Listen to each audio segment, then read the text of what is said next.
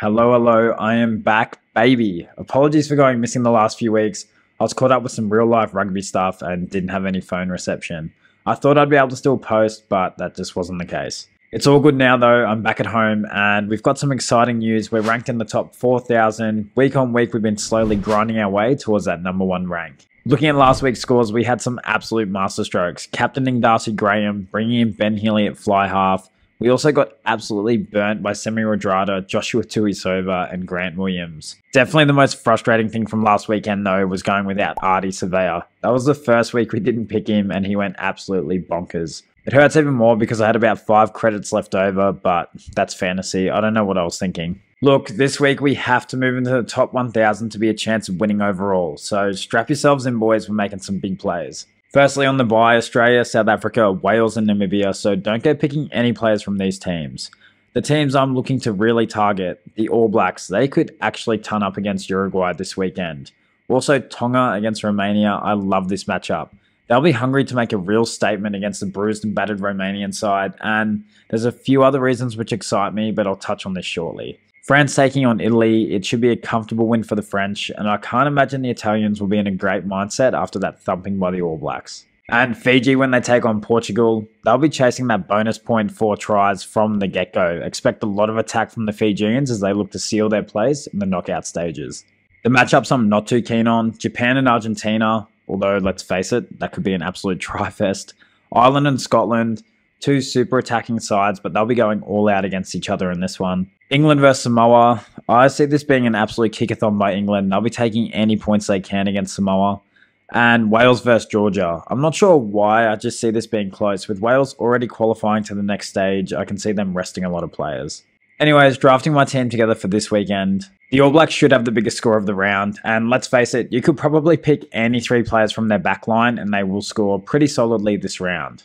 For me though, I'll be picking the wingers, Lester Fainga'anuku and Will Jordan, both are attacking monsters, and I'm also unsure about Richie Mo'unga, Damian McKenzie and Beauden Barrett looming on the bench. Just not knowing who Foster's going to rotate on and off is hard. And my third All Black in the team is going to be Cam Roigard. His running game's just a fantasy wet dream, and to be honest, if I don't have him, I think this game's almost unwatchable for me, so he's coming in.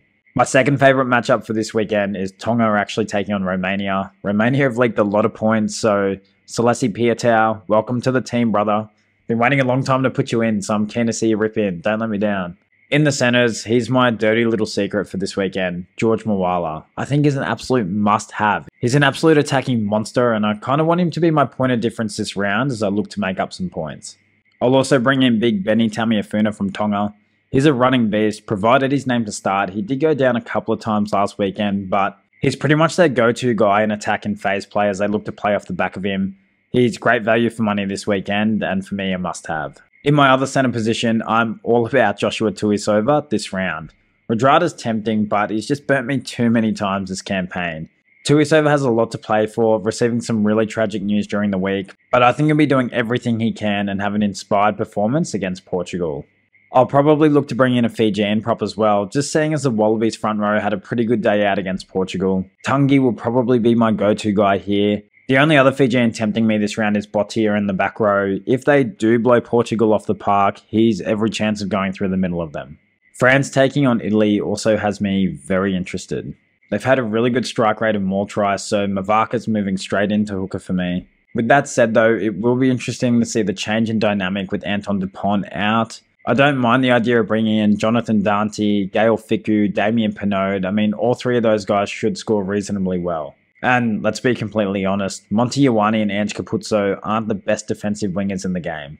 I quite like the idea of George Ford at fly half this weekend for England. I think they'll be kicking as many points they can against Samoa. And while he won't set the world on fire with tries and line breaks, he should have pretty good base stats. I feel at this stage of the competition, the second rowers are pretty much picking themselves. Theo McFarlane from Samoa, a must-have. Too much attacking upside not to bring him in. And Martins from Portugal. I don't know what the hell's going on here. In 3 games, he's got a low score of 38. He scored 1 try, 4 line breaks, 47 tackles, 3 offloads. The bloke's just an attacking beast. And the best part is he only costs 3 credits, and that just frees up so much space everywhere else. Some other good shouts from me. Bundy Arki, he's probably the most informed centre in the competition at the moment. He gets an insane amount of pill and will go for at least 15 to 20 carries every single game. He is up against stiff competition in Sione Tuipulotu and Hugh Jones, so tread with caution on this round. Probably the toughest pick this weekend for me was the back row. I'm also thinking Olivon from France, averaging 45 points, coming up against Italy. He's every chance of getting attacking stats. Same with Greg Aldred if he's named. He's had a few weeks off and should be feeling pretty refreshed now. While Martin Gonzalez from Argentina as well. Look, if he's named at 6, he gets to run in those wider channels and racks up the attacking stats, which is how he scored so well last weekend. When he's named at number 8 though, he actually tends to play quite tight. So just keep an eye out on that lineup and it should give you a good indication whether to go with him or not. Another bloke you might want to have a look at is Lapis Labushagni from Japan. Honestly, in the last 10 years, he's been pretty good on fantasy apps. Attacking stats defensively, great for a turnover, snags a try here or there. Pretty good value for money as well. Anyways, that's my thoughts for this week. Fire any questions you have below and let's win this damn thing.